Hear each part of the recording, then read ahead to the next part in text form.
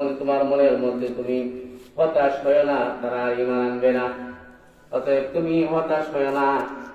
দেখা যাইতেছে শুধু মসজিদে মুয়াজ্জিন সাহেব আর ইমাম সাহেব হতাশ আসলে নাই। ফজরের সময় মুয়াজ্জিন ইমাম সাহেব একজন বলছিল, একজন বিজ্ঞানী বলছিল যে মুসলমানরা যেদিন দেখবে জুম্মার নামাজের মতো ফজরের নামাজ হয়, সেদিন আর কোন মুসলমানের সাথে কেউ পারবে না। অতএব তারাই আমাদেরকে বিভিন্নভাবে স্যাটেলাইটের মাধ্যমে, বিভিন্নভাবে মোবাইলের মাধ্যমে এই মুসলমানের ছেলেপেলে এগুলা স্বামী থেকে স্ত্রী, বৃদ্ধ থেকে যুবক পর্যন্ত সবাই মোবাইলে আসক্ত, সারা রাত মোবাইল, কিন্তু ফজরের আজান হয়, কেউ মসজিদে আসে না। আল্লাহ রাব্বুল আলামিন বললেন নূরে, ওয়াসনাইল ফুলকা বিআয়ুনিনা ওয়া ওয়াহিনা ওয়া লা তুখাতিবনি বিল্লাযিনা যালামু ইন্নাহুম মুগরাকুন। ওরে নূহ, তুমি আমি যেই পদ্ধতি দিব, যেইভাবে বলবো সেইভাবে, আমার ওহীর মাধ্যমে যেভাবে তোমাকে বলবো এইভাবে তুমি নৌকা বানাবা, কিস্তি বানাবা। আর এই নৌকার মেস্তরি ছিলেন, ইঞ্জিনিয়ার ছিলেন জিবরাইল আলাইহিস সালাম। নৌকা বানাতে শুরু করলেন। হাদিসের কিতাবের মধ্যে আছে, তাফসীরে বগবীর মধ্যে আছে, নূহ আলাইহিস সালামের যে গাছটা কাটলেন, সেই গাছের তক্তা হলো 2,24,000 তক্তা হয়েছে। বলেন সুবহানাল্লাহ। 2,24,000 তক্তা। নৌকা বানাতে লাগলেন, জিবরাইলের তত্ত্বাবধানে নৌকা হতে লাগলো, বিরাট নৌকা। কত বড় নৌকা, সেই তাফসীরের দিকে যাওয়ার পথ নাই, শুধু বাংলা তর্জমা বলবো। হযরত ঈসা আলাইহিস সালামের সময় কয়েকজন ব্যক্তি গিয়ে বললো, ঈসা, নূহ আলাইহিস সালামের যে বন্যা হয়েছিল, ওই বন্যার সময় যে কোনো মানুষ যদি জীবিত থাকতো, যারা জীবিত আছে, যদি আপনি তাদেরকে জিন্দা করতে পারেন, তাহলে আমরা বুঝবো নূহ আলাইহিস সালামের নৌকা কত ছিল, কত বড় লম্বা ছিল। হযরত ঈসা আলাইহিস সালাম সাম ইবনে নূহ আলাইহিস সালামের ছেলে সাম, ওনার কবরের সামনে গেলেন, গিয়ে বললেন, কুম বিসমিল্লাহ ইয়া সাম। নূহ ইবনে সাম, আল্লাহর হুকুমে দাঁড়িয়ে যাও। দেখা গেল সাম, নূহ আলাইহিস সালামের ছেলে সাম এই নাভি পর্যন্ত কবরের উপরে উঠে গেছে। বলেন সুবহানাল্লাহ। কবরের উপরে উঠে গেছে। উনি কাঁপতেছেন, শরীরটা কাঁপতেছে। জিজ্ঞাসা করা হলো, এই সাম ইবনে নূহ, তুমি কি নূহ আলাইহিস সালামের ছেলে? জি, আমি নূহ আলাইহিস সালামের ছেলে। তাহলে আমার তুমি কাঁপতেছো কেন, তোমার কি হয়েছে?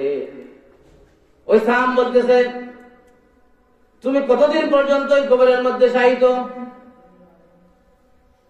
ওই সাম বলতেছে, ঈসা আলাইহিস সালাম বলেন, কত বছর পর্যন্ত তুমি এখানে কবরের মধ্যে শায়িত আছো? ওই সাম ইবনে নূহ বলে, ও আল্লাহর পয়গম্বর ঈসা আলাইহিস সালাম, আমি আজ 4,500 বছর পর্যন্ত এই কবরের মধ্যে শায়িত। 4,500 বছর। তুমি কি যুবক ছিলে? হ্যাঁ, আমি যুবক ছিলাম। তোমার চুল দাড়ি কেন সাদা হয়ে গেল? আগে তো চুল দাড়ি সাদা হতো না। ইব্রাহিম আলাইহিস সালামের পর থেকে চুল দাড়ি সাদা হয়। কিছু হিসাব রাখবেন, কিছু কথা বুঝবেন। ইব্রাহিম আলাইহিস সালামের পর থেকে চুল দাড়ি সাদা হওয়া শুরু হয়েছে। আগে কিন্তু সাদা হইতো না চুল দাড়ি। আর একবার সাদা হয়ে গেলে আর কখনো কালো হবে, আজ আর কেজাব লাগাইলেও কাজ হবে না। ববের তরঙ্গ নদী, ববের তরঙ্গ নদী, যে রত্ন সাজিয়া গেলি, ফিরে নাই আসিবে আর। হায় রে জীবন নদী, 100 প্রবাহিনী, উজান বহে নায়া। এই জীবন নদী যখন পার হয়ে যাবে, জীবন নদী যখন বয়ে চলে যাবে, এই জীবন আর ফিরে আসবে না। এই কালো চুল যখন সাদা হয়ে যাবে, এই সাদা চুল আর কখনো কালো হবে না। হবে আর কালো হবে। দেখা গেল ওনার শরীর কাঁপতেছে। জিজ্ঞাসা করা হলো, আপনি কেন কাঁপতেছেন? যে আমার মনে হয়েছে কিয়ামত জারি হয়ে গেছে। কিয়ামতের বয়ে কি জবাব দিব আল্লাহ রাব্বুল আলামিনের কাছে? এই বয়ে খবর থেকে উঠতে উঠতে আমার শরীর কম্পন শুরু হয়ে গেছে, আমার কালো দাড়িগুলা সাদা হয়ে গেছে। বলেন সুবহানাল্লাহ। আর কি পর্যায়ে, আর কোন পর্যায়ে ঈসা আলাইহিস সালাম কি বলবো?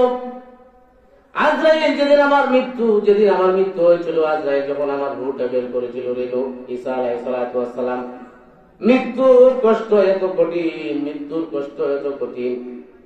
সেই যে আজরাইল 4000 বছর আগে আমার জান কবজ করেছিল, আমার কাছে এখনো মনে হয় আমার শরীরটা যেন পিতা হয়ে গেছে। বলেন সুবহানাল্লাহ। মৃত্যু এত কষ্ট, মৃত্যু কবর কত কষ্ট। জিজ্ঞাসা করা হলো স্বামীর জন্য, নূহ আলাইহিস সালামের কিস্তি নৌকাটা কত বড় ছিল? উনি বললেন 600 গজ ছিল, 600 গজ লম্বা। তাফসীরের মধ্যে বিভিন্ন আলোচনা আছে। কেউ কেউ বলছেন 3 মাইল এলাকা নিয়ে এতটুকু লম্বা ছিল। 3 মাইল যতটুকু লম্বা অতটুকু, বুঝলেন তো? 2,24,000 কাঠ হয়েছিল, 2,24,000 তক্তা হয়েছিল। কত বড় নৌকাটা এখন তো বুঝতে পারতেছেন। আল্লাহ রাব্বুল আলামিন আদেশ দিলেন নূহে, প্রত্যেকটা নৌকাতে আমার নবীজির নামগুলা লিখে রাখো। আদম থেকে নিয়ে আজ পর্যন্ত যত নবী দুনিয়াতে এসেছিলেন প্রত্যেক তক্তায় তক্তায় এক একজন নবীর নাম লেখো। আর আমার কামলিওয়ালা নবী মুহাম্মদ রাসূলুল্লাহ সাল্লাল্লাহু আলাইহি সাল্লামের নামটা সব আগে লেখো, তোমার নৌকা যাতে তুফান থেকে বাঁচতে পারে, আল্লাহর আযাব গজব থেকে বাঁচতে পারে। বলেন সুবহানাল্লাহ। তাহলে মুহাম্মদ রাসূলুল্লাহ সাল্লাল্লাহু আলাইহি সাল্লামের খাতিরে আমরা পার পেয়ে যাব।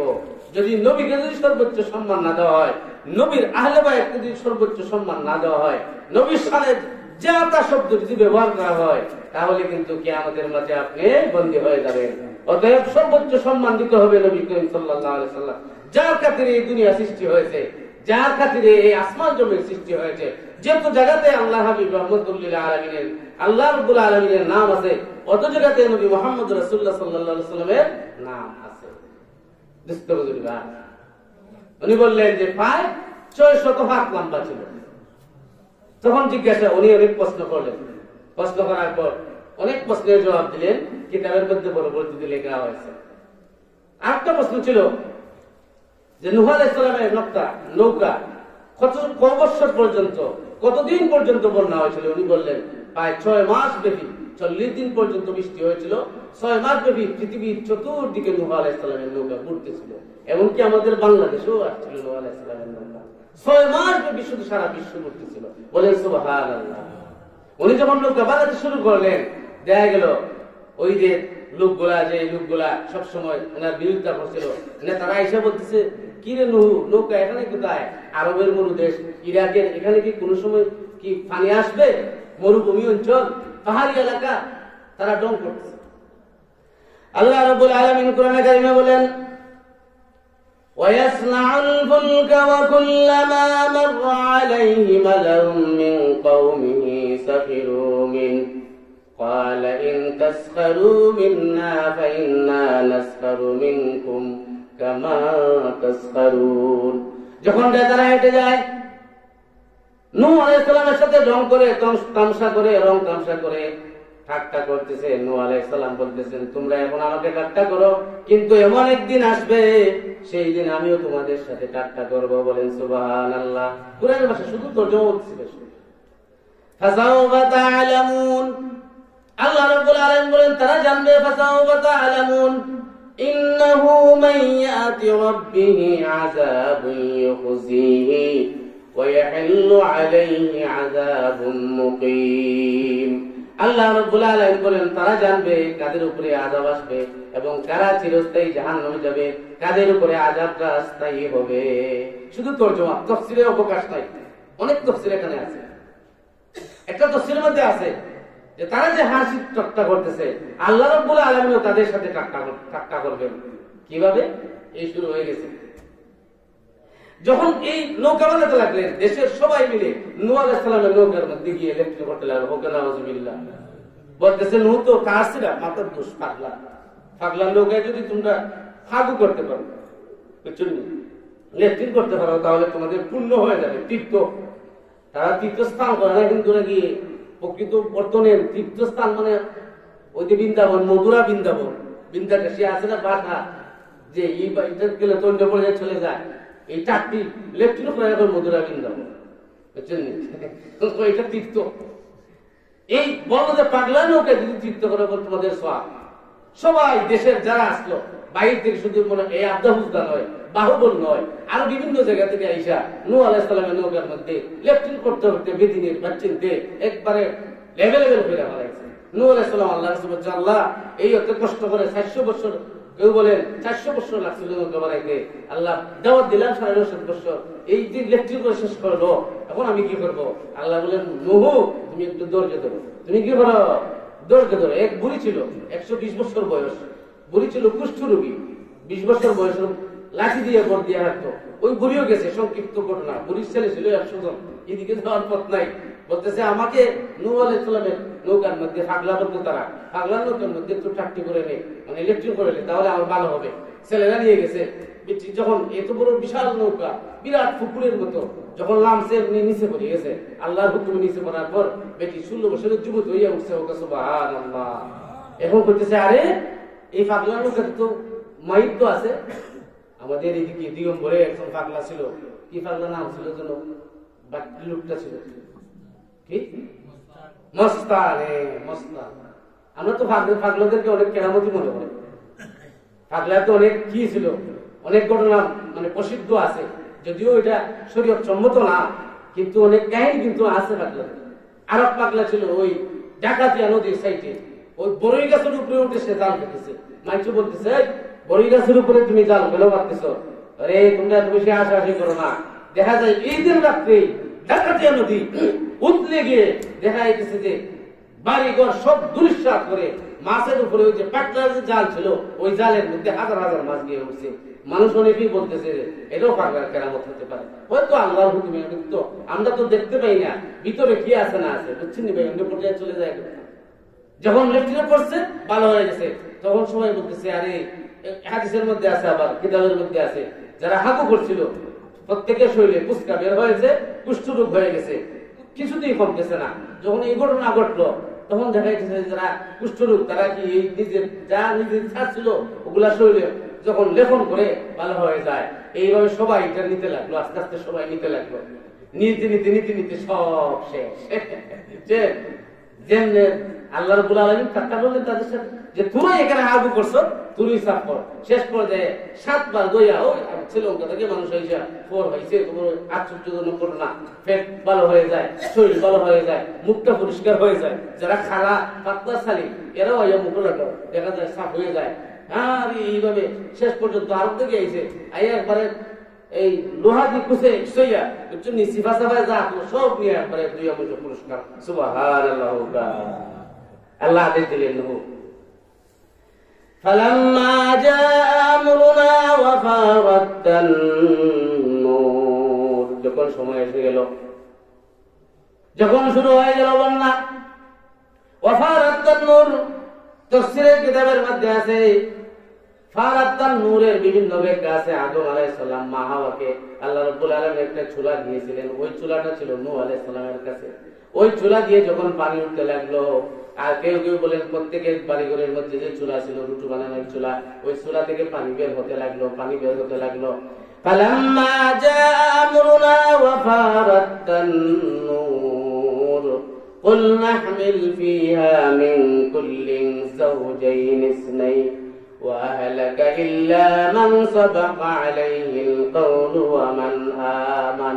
আল্লাহ রাব্বুল আলামিন হুকুম দিলেন নূহে, সংক্ষিপ্তভাবে বলতেছি, নূহে কুলনা হামিল ফিহা মিন কুল্লিন যাওজাইন ইসনাইন, ও নূহ প্রত্যেক জিনিসের, প্রত্যেক গরু বাছুর যেগুলা পানির মধ্যে যারা বাঁচতে পারে না, পশু পাখি প্রত্যেক জোড়ায় জোড়ায় নাও। নূহ বললেন, আল্লাহ প্রত্যেক জোড়ায় জোড়ায় কিভাবে চিনবো, বেটা বেটি কিভাবে চিনবো?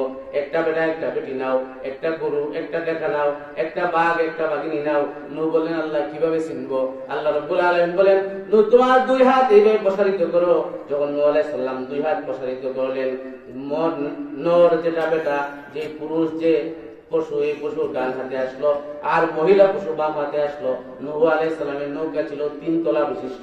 কয় তলা বিশিষ্ট?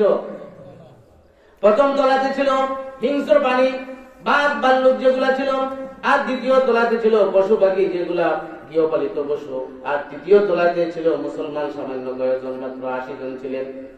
فلما جاء أمرنا وفارت النور قلنا احمل فيها من كل زوجين اثنين ওয়ালাকা ইল্লা মান সাবাকা আলাইহিল কাউলু ওয়া মান আমান। নূহ আলাইহিস সালামের 3 ছেলে ছিল, হাম, সাম, ইয়াফেত, আর এক ছেলে ছিল কেনান, সে আসে নেই। নূহ আলাইহিস সালাম যখন এই কিস্তির মধ্যে সবাই উঠে গেল, যখন পানি শুরু হলো, হায়রে পানি, চতুর্দিকে শুধু পানি আর পানি। পৃথিবীর সর্বোচ্চ যে শৃঙ্গ ছিল, ওই সর্বোচ্চ চূড়ার মধ্যে 40 ফুট পানি হয়েছিল। বলেন সুবহানাল্লাহ। আসমান থেকে পানি পড়তে লাগলো, জমিন থেকেও পানি উঠতে লাগলো। এইভাবে উঠতে উঠতে সমস্ত পৃথিবী সয়লাব হয়ে গেছে পানিতে। এখন কিভাবে নৌকা চালাবেন আল্লাহ? নৌকা কিভাবে চালাবো? কোনো বইটা নাই, কোনো ইঞ্জিন নাই। আল্লাহ বলেন, নূহ শুরু করো। وقال اركبوا فيها بسم الله مجريها ومرساها إن ربي لغفور رحيم। এই দোয়া পড়ো, নূহ আল্লাহর নামে শুরু হইল। নৌকা যখন অটোমেটিক চলতে লাগলো, চতুর্দিকে শুধু পানি আর পানি, পানি আর পানি, হাই হাই পানি, চতুর্দিকে পানি। কোন একটা কাফিরের বাচ্চা নৌকা করতে পারে নাই। শয়তান কিন্তু উঠে গেছিল গাদার লেঙ্গুর ধরে। এখানে অনেক দর্শিক ভাই, বলা যাবে না। গাদার লেঙ্গুর উঠে শয়তান উঠে গেছিল ধরে ধরে। যখন গাদা সব শেষে প্রথম উঠেছিল পিপিলিকা। প্রথম কিন্তু নূহর ডাকে সারা দিয়েছিল পিপিলিকা। পিপিলিকা অলস ছিল না, এখনো অলস নাই। রাত দিন 24 ঘন্টা পিপিলিকা শুধু কর্মে ব্যস্ত থাকে, ঘুম নাই পিপিলিকা। আর সব শেষে উঠছে গাদা। তখন গাদার লেগে কিন্তু সিলেবাসে আরো অনেক কিছু আছে। যখন শয়তান ধরছে, গাদা উঠতে দেরি হইতেছে, উনি নূহ বলেন, দূর শয়তান উঠ। উনি বলছেন কিন্তু গাদারে, শয়তান বলছে তাকে সে মাঝখানে এসে 6 মাস দেখি খাওয়া খাদ্য নাই, পেটে বুক লাগে নাই। কিন্তু নিয়ে যখন উঠছিল বুঝে বইরা যে পায়খানা শুরু করতেছে, যেমন পশু পাখি বলতে একটা দুর্গন্ধ হয়ে গেছে। আল্লাহ কাছে বললেন, আল্লাহ দুর্গন্ধ হয়ে গেছে। আল্লাহ বলেন, নূহ এক কাজ করো, ওই হাতির লেজ ধরে একটু নাড়া দাও। যখন হাতির লেজে নাড়া দিলেন, এমনি একটা সোর বেরিয়েছে। সোর চিনেন তো? 2টা সোর চিনেন তো? ওই বাড়িতে যখন ময়লা আবর্জনা খাচ্ছে, তখন শয়তান ভাবলো যে মানুষ তো আরাম পাই নেবে, শান্তি পাই নেবে। তখন কি করলো, সে গিয়া ওই যে সোরে নাকের মধ্যে একটু কি করলো, এমনি ফেকছি মারছে সরে। এমনি 2টা ইঁদুর বাড়িছে। ইঁদুর বাড়িয়ে যখন মানুষের খাটাগুটি শুরু হইলো, আর এই নূহ আলাইহিস সালাম এই ইঁদুর করতে আসলো, আমি তো ইঁদুর আনি নাই। আল্লাহ বলেন, নূহ ওই যে বাঘ উঠছে, ওই বাঘের নাকের মধ্যে একটু লা দাও। এমনি বাঘের নাকের মধ্যে একটু লা দিচ্ছেন, এমনি বেরিয়েছে বিড়াল বেরিয়েছে। বিড়াল বেরিয়ে এসে ইঁদুরকে খেতে লাগলো। এইভাবে তাফসীরের কাহিনী এইভাবে আসছে, এই দিকে যাওয়ার পথ নাই। আমরা আসি, আল্লাহ রাব্বুল আলামিন বলেন, وهي تجري بهم في موج كالجبال। যখন পানি যখন উঠতে লাগলো, ঢেউ ঢেউ আসতে লাগলো, সারা পৃথিবীতে ঢেউ। আর সব কাফির কুফার মেরে শেষ হয়ে গেছে, ময়রা শেষ হয়ে গেছে, দুর্গন্ধ হয়ে গেছে। আল্লাহ রাব্বুল আলামিন বলেন, وهي تجري بهم في موج كالجبال। পাহাড়ের মতো, পর্বতের মতো যখন ঢেউ আসতে লাগলো, আর নূহ আলাইহিস সালামের নৌকা যখন ভাসতে লাগলো, নূহ আলাইহিস সালাম ডাক দিলেন, ওয়ানাদা নূহুন ইবনাহু ওয়া কানা ফি মা'যিলি ইয়া বুনাইয়া ইরকাম মা'না ওয়া লা তাকুম মা'আল কাফিরিন। নূহ আলাইহিস সালাম ডাক দিলেন, আমার পুত্র কেনান, আয় নৌকার মধ্যে আয়, তৌহিদের নৌকায়, আল্লাহর নৌকাটাই রে। ওয়ানাদা নূহুন ইবনাহু ওয়া কানা ফি মা'যিলি ইয়া বুনাইয়া ইরকাম মা'না। আল্লাহ এই কাফিরদের সাথে তুই থাকিস না, এই কাফিরদের কুফারদের সাথে তুই থাকিস, তাহলে মৃত্যুবরণ করবে। সে বলছে, ক্বালা সাআওয়ি ইলা জাবালি ইয়াসিমুনি মিনাল মা। আমি তোমার নৌকায় উঠবো না। নবীর ঘরে কাফিরের জন্ম, আর কাফিরের ঘরে নবীর জন্ম, আছে না? ক্বালা সাআওয়ি ইলা জাবালি ইয়াসিমুনি মিনাল মা। আমি ওই পাহাড়ে উঠে যাব, যেই পাহাড়ে তোমার আল্লাহর পানি উঠবে না। বলেন নাউযুবিল্লাহ। সে বলছে, ওই পাহাড়ে উঠে যাব, আল্লাহর পানি সেখানে উঠবে না। তোমার আল্লাহ অনেক পানি খরচ হবে, আমাকে পানি ছুটে পারবে না। নূহ আলাইহিস সালাম বলেন, ক্বালা সাআবি ইলা জাবালি ইয়াসিমুনি মিনাল মা।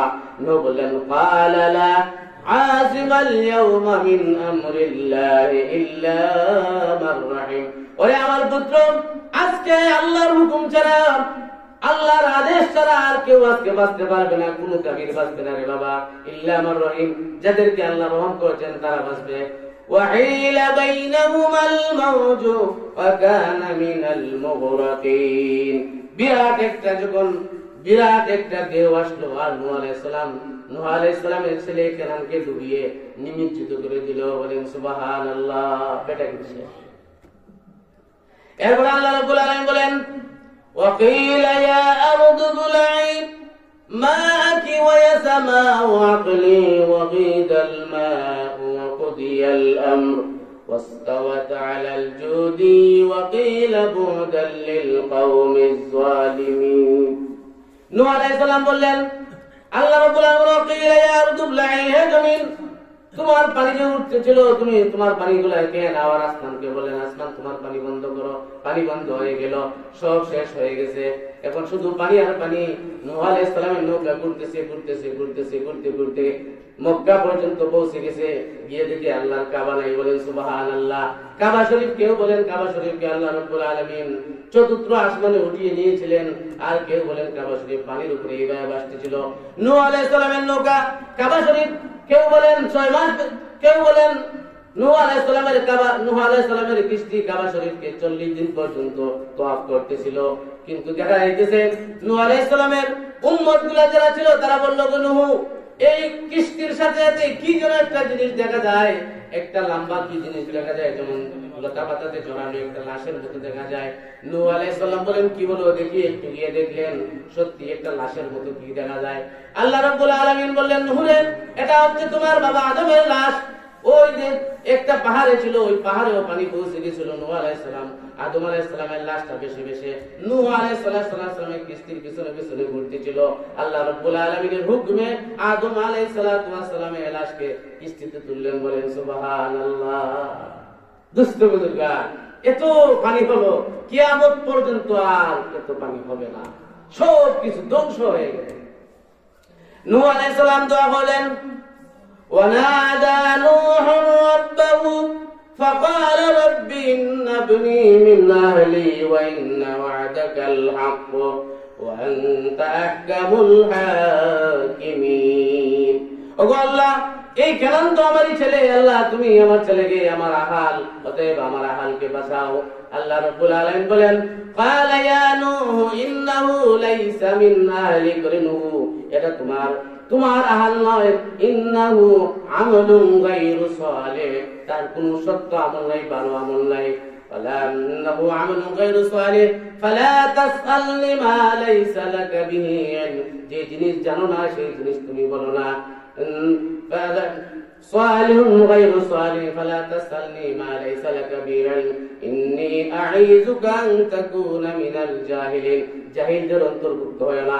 কিতাবের মধ্যে আছে আল্লাহ রাব্বুল আলামিন বললেন, নূহ রে, আরেকবার যদি তুমি তোমার এই কেনানকে, যদি তোমার অবাধ্য ছেলেকে যদি তুমি আহাল বলো, তাহলে নবুয়তের দপ্তর থেকে তোমার নামটা আমি কেটে দিব। অতএব আর এই ছেলে সম্পর্কে তুমি কোনো কথা বলিও না। নূহ আলাইহিস সালাম আল্লাহর কাছে দোয়া করলেন, ক্বালা রাব্বি ইন্নী আউযু বিকা আন আসআলাকা মা লাইসা লি বিহি ইলম। ওগো আল্লাহ, আমি আর এইভাবে আকুম মিনাল খাসিরিন, আমাকে ক্ষমা করে দাও, আমি আসলে এই বিষয়টা জানি না, আমার ছেলে প্রকৃতপক্ষে মুমিন না মুনাফিক ছিল না কাফির ছিল। অতএব রব্বুল আলামিন তুমি আমাকে ক্ষমা করে দাও। আল্লাহ রাব্বুল আলামিন বলেন, কিলা ইয়া নূহ বিসালামিন মিন্না, এ নূহ এখন নৌকা থেকে নামো। কিতাবের মধ্যে আছে ওই নৌকাটা যদি পাহাড়ের মধ্যে গিয়ে যখন দাঁড়াইলো, তখন সমস্ত পানি শেষ হয়ে গেল। নূহ আলাইহিস সালাম একটা কাককে পাঠালেন, যা গিয়ে দেখতে একটু এদিকে একটু কি অবস্থা পৃথিবী। কাক আইসে একটা লাশের উপরে বইয়া সে খাইতে লাগছে, দেরি হইতেছে। তাই নূহ আলাইহিস সালাম কবুতরকে পাঠালেন, যাও দেখে আসো। কবুতর একটি জোরতুনের কাঠ নিয়ে আসলো। এরপরে কাক আসছে, তুমি কোথায় ছিলা? যে হুজুর আমি তো লাশ খেতে লাগছিলাম। নূহ আলাইহিস সালাম কাককে অভিশাপ দিলেন। এর জন্য বললেন, তুই সব সময় শুধু সন্দেহের মধ্যে থাকবে, তোর মনের মধ্যে কোনো শান্তি থাকবে না। এই জন্য দেখবেন কাক সব সময় তাড়াহুড়া করে মনের মধ্যে শান্তি নেয়। কবুতরকে দোয়া দিলেন যে তুই মানুষের সাথে থাকবে, মানুষ তার ঘর বানাবে, তোর জন্য একটা ঘর বানাবে। বলেন সুবহানাল্লাহ। এই হলো নূহ আলাইহিস সালামের সংক্ষিপ্ত ঘটনা। এখন এখানের মধ্যে একটা জিনিস আমরা জানতে হবে। কোন জিনিস? যে নূহ আলাইহিস সালাম ওনার ছেলের জন্য দোয়া করলেন কেন? কাফিরের জন্য কি দোয়া করা যায়? এখানে একটা মাসআলা হচ্ছে, যদি কেউ আপনার কাছে দোয়া চায় তাহলে দোয়ার মকসুদ জানতে হবে। অবৈধ মকসুদ যদি তার থাকে, আপনি দোয়া করতে পারেন, দোয়া করার প্রয়োজন নাই। মকসুদটা হতে হবে বৈধ পন্থা। এখন কেউ যদি বলে যে আমি 10 লক্ষ টাকা দেবো আল্লাহ সুদ পাই, এটা কি যাই হবে? কেউ দোয়া করতে পারবে না। আমাদের বালিদের শেখ আব্দুল্লাহ রহমতুল্লাহ আলাইহি, ওনার কাছে এক ব্যক্তি আইসা বলতেছে, হুজুর, উনি একটা ঘটনা বলছিলেন, এক হুজুরের কাছে এক ব্যক্তি গিয়ে বলছে, হুজুর দোয়া করেন আমার জন্য ছেলে হওয়ার জন্য। হুজুর দোয়া করছেন, আল্লাহ তার একটা ছেলে দাও। 3 বছর পর যখন হুজুর গেছেন, ইয়া হুজুর আমার তো ছেলে হইল না। হুজুর বললেন, কি বলো? আমি তো খুব খুব মানে ভালোভাবে দোয়া করলাম, ছেলে হলো না কেন? এবারে বিয়া করছিস কে? বিয়া করছে, বিয়া করছিস কে ছেলে? তাহলে আসলে প্রকৃতপক্ষে বুঝতে হবে, কোন কাফিরের জন্য দোয়া করা যাবে না, কোন ফাসিকের জন্য দোয়া করা যাবে না, অবৈধ কোনো দোয়া করা যাবে না। এই নূহ আলাইহিস সালামের ঘটনার মধ্যে আরেকটি ঘটনা আমার প্রথম হাদিসের মধ্যে যায়, শেষ করে দিব। আমার হয়তো টাইম অনেক হয়ে গেছে, পরবর্তী বক্তার আগে এবার বেশি কথা বলা ঠিক না। কিয়ামত দিন কিন্তু এক গ্রুপ মানুষকে আল্লাহ ধরবেন, জিজ্ঞাসা করা হবে, ইমাম আইসার একটা ইমাম গাজ্জালী মৃত্যুর পরে ওনার একজন সাক্ষী দেখলেন স্বপ্নে যে হুজুর বেহেশতের মধ্যে আছে, খুব আরামে আছে। জিজ্ঞাসা করলো, হুজুর আল্লাহ কিভাবে আপনাকে মাফ করছেন? যে আমি তো আটক হয়ে গেছি। কিভাবে আটক হয়ে গেছি? ইমাম গাজ্জালী বলেন, আমি একে একে 40টা আমল আল্লাহ দরবারে পেশ করেছি, কোনো আমলে আমার কাজে দেয় নাই। উনি বললেন, রব্বুল আলামিন, আমি তো দুনিয়ার বুকে ওয়াজ করেছি, বড় ওয়াজটা ছিলাম। আল্লাহ বলেন, নূরের উপরে ইমাম গাজ্জালী, একদিন আরেকজন বক্তার 5 মিনিট 10 মিনিট খেয়ে ফেলেছিলে, তোমার কি স্মরণ হয়েছে? এই আমল বাদ। আল্লাহ রাব্বুল আলামিন, আমি তো দুনিয়ার বুকে অনেক কিতাব লিখেছি, মানুষ তোমাকে লেখক বলবে যে এটাও বাদ। এইভাবে দিতে দিতে 40টা আমল আল্লাহর কাছে দিলেন, কোন আমলই কাজ করে না। শেষ পর্যন্ত আল্লাহ রাব্বুল আলামিন ইমাম গাজ্জালীকে কিভাবে মাফ করলেন? উনি যখন ফামান ইয়ামাল মিসকালা যাররাতিন খায়রান ইয়ারা ওয়া মান ইয়ামাল মিসকালা যাররাতিন শাররান ইয়ারা, এই আয়াতের ব্যাখ্যা ইমাম গাজ্জালী ঘটনা আছে যে উনি যখন কিতাব লিখতেছিলেন, একটা মাছি বন্টন করতেছিল, ওই উনার নিফখালি ছিল, আগে নিফখালি সূচের মতো, এবং মাছির যে জিহ্বাটাও সূচের মতো, ওই জিহ্বা থেকে ওই এতটুকু কতটুকু খাইছে এখন বুঝছেন আপনারা? মাছের জিহ্বা কত বড়, এটা কি আমার আঙুলের মতো নাকি? এটা তো একবারে সূচের মতো, নিফ দেখিয়া কতটুকু জাররা পরিমাণ খালি খাইছে, তৃষ্ণা মিটিয়েছিল। এই আমলটা ছিল আমার কাছে গ্রহণযোগ্য, যাও তোমার কাছে মাফ করে দাও, সুবহানাল্লাহ। এই জন্য দুস্থ বুজুর্গান, আল্লাহ যদি মাফ করে দেন, সামান্যতি আমাদের মাফ করে দিবেন, যদি ধরেন সামান্যতি আপনারা গ্রেফতার হয়ে যাবেন। এই জন্য নূহ আলাইহিস সালামের ঘটনার মধ্যে একটা ঘটনা শেষ করে দেব। একজন বুড়ি ইমান এনেছিল নূহ আলাইহিস সালামের উপরে। তখন উনি বললেন যে মা, তো প্লাবন আসছে, মহা প্লাবন আসবে। উনি বললেন যে বাবা, আমি তো দুর্বল, আমাকে তুমি নিয়ে এসো। কিন্তু যখন বন্যা হয়ে গেছে 6 মাস পরে, বুড়ির কথা ভুলে গেছেন নূহ। 6 মাস পরে গিয়ে দেখেন যে বাড়িটা আছে। ডাক দিলেন, মা, যে নূহ কি আসছে, বন্যা হবে? উনি বললেন, সুবহানাল্লাহ, বন্যা তো হয়ে গেছে, কিন্তু ওই বুড়ির বাড়িকে আল্লাহ রাব্বুল আলামিন হেফাজত করেন, সুবহানাল্লাহ। দোস্ত বুজুর্গান, আমি শেষ করে দিব। এখানে একটা কাগজ আসছে, আমি শুধু একটা কথাই বলতে চাই, একটা মিনিট সময় নিব আমি আমার কাছ থেকে। আমার একজন মানুষ ছিলেন ঢাকা, মঞ্জুর আলম লাবলু ভাই, আমার ফেসবুকে অনেক পরিচিত আছে। উনি কিছুদিন আগে উনি ইন্তেকাল করেছেন। দেহকে আলিমের সাথে সম্পর্ক থাকার কারণে আজকে আমি ওয়াজ মাহফিল কিন্তু ওনার নাম নিতেছি। ফেসবুকে সম্পর্ক ছিল, মানুষটা খুবই ভালো ছিলেন। আল্লাহ রাব্বুল আলামিন যেন আমার এই মঞ্জুর আলম লাবলু ভাইকে যেন আল্লাহ রাব্বুল আলামিন যেন জান্নাতের উঁচু মুকাম দান করুক, আমিন। উনি আন্দোলনের সময় কিন্তু আলিমদের সাথে ছিলেন। এর জন্য আমি আমার মঞ্জুর আলম লাবলু ভাইয়ের জন্য দোয়া করি আজকে আপনাদেরকে নিয়ে, আল্লাহ যেন ওনাকে জান্নাত হোক, আমিন। তারপর এই হুজাইয়ের ভাই, এগুলা আসলে এই যে আহমদ আলী হুজাই নাম করে, এই লোকটা আসলে সরলতা, কিন্তু এইভাবে উনি আমাদের মাহফিল গুলাকে কিন্তু উনি এই মানে প্রশ্নবিদ্ধ করেছেন, হাসি ডং তামসা করতেছেন। ওনাকে কেউ দাওয়াত দিবেন না। প্রকৃতপক্ষে আসলে আলিমদের সন্দেহ, এই আলতু ফালতু ভাবে উনি এই যে একজন বলতেছে, আইসা বলতেছে আমার হাসে ডিম দেন, আপনি দোয়া করেন, ঠিক একটা কথা। এদেরকে বয়কট করার প্রয়োজন।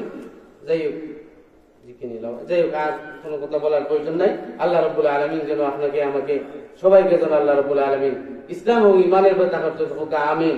আর বিশেষ করে যারা আয়োজন করছেন, এই যে মৌলানা সাহেব, এই আমরা আব্দুল্লাহ ভাই সাহেব সহ প্রত্যেককে আল্লাহ রাব্বুল আলামিন যেন দ্বীনের জন্য কবুল করুন।